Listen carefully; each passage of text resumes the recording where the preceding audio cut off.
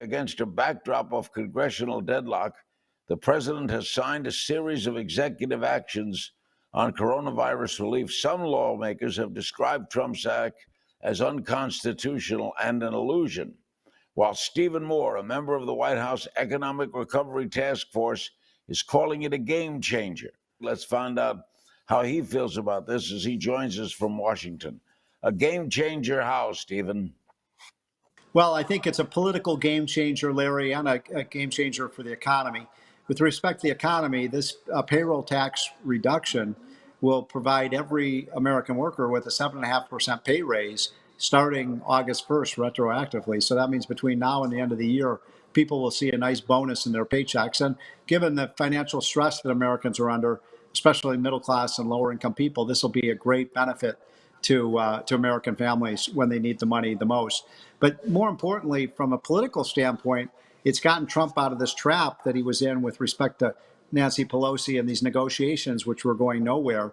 Now, when the Congress comes back, I think they can reach a deal that'll be smaller. It's not going to be $3 trillion as Nancy Pelosi wants. That would bankrupt our country. But I think that it lays the groundwork for a better deal sometime in September.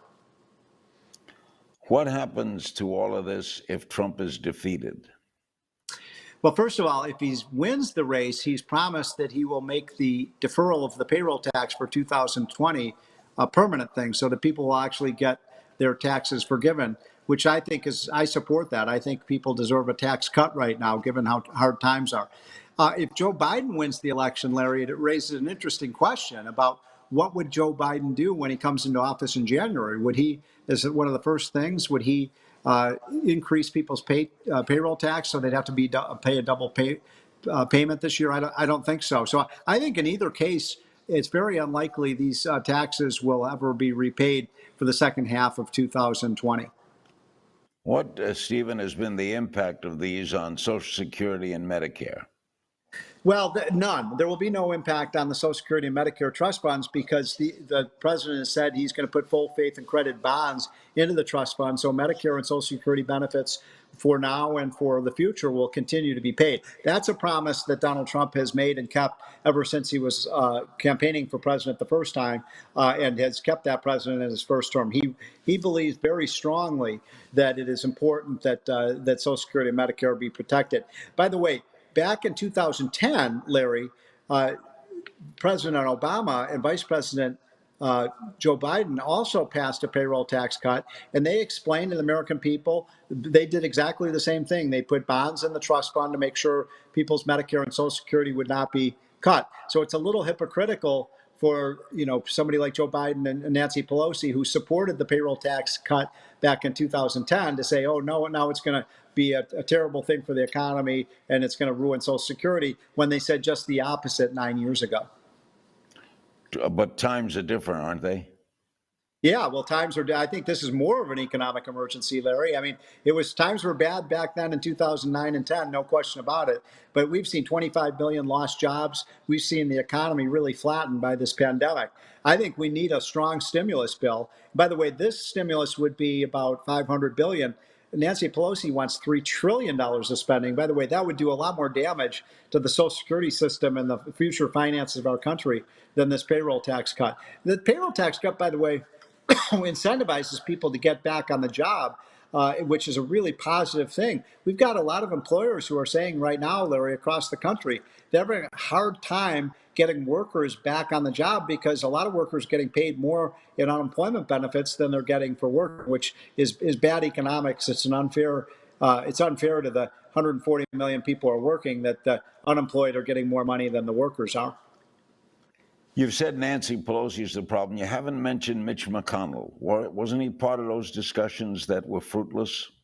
He was, but the problem is that Nancy Pelosi and Chuck Schumer, I'm not really convinced they really want to help the economy. I mean, what they care about most, obviously, is to make sure that Donald Trump is not reelected president. They don't want a strong economy in the fall. That's why I told Donald Trump he's foolish to be negotiating with Pelosi. If they were both really interested in putting America back to work and getting a healthy economy this fall, then I think it would make sense. But come on, it doesn't matter whether you're a liberal or conservative, Republican or Democrat. does anybody really think Democrats want a strong economy in October and November? I don't think so. So you're right. These are perilous economic times. Obviously, the most important thing, Larry, to get the economy moving is to get this virus under control. I think there's good evidence that we're going to see this go into remission in the fall. Nobody knows for sure. But if that happens and we get Americans back on the job, I think it'll be a positive thing for all families. How about the unemployment enhancement at $400 a week, down from $600? And of the $400, the feds pay $300, and the states pay $100. All the states have this? Well, I think they'll be able to find it. Look, the main thing is, and by the way, this is a policy, Larry, that I'm actually not in favor of. I think we should go back to the old unemployment system. Now that we got the economy back on at least somewhat on the road to recovery, and now the jobs are coming back, we need to get people off of unemployment benefits. We should go back to the system that's worked for 50 years, where people get about 50 or 60% of their old paycheck. And that provides people an incentive to go to jobs. I've talked to small business employers around the country, Larry, and what they almost all say is they're having a real hard problem, whether it's a factory, whether it's a construction company, whether it's a store or a restaurant. They cannot get the workers back. And the reason they can't get the workers back is because so many of them are making as much as twice as much money for not working. I think we all agree, you and me and everybody listening to this show and watching the show understands we need to provide a security, a security blanket for people and a safety net for people if they lose their job. But it makes no sense, in my opinion, and I don't think it's fair for unemployed people to be making more than the people. The heroes of the economy right now, Larry, are the nurses and the doctors and the sanitation workers and the truckers and the delivery people who are been working hard now for 3 or 4 months while a lot of people have been unemployed. And it's just, I don't understand the mentality that the unemployed should get more money than the workers do. Steve, thanks for your time today.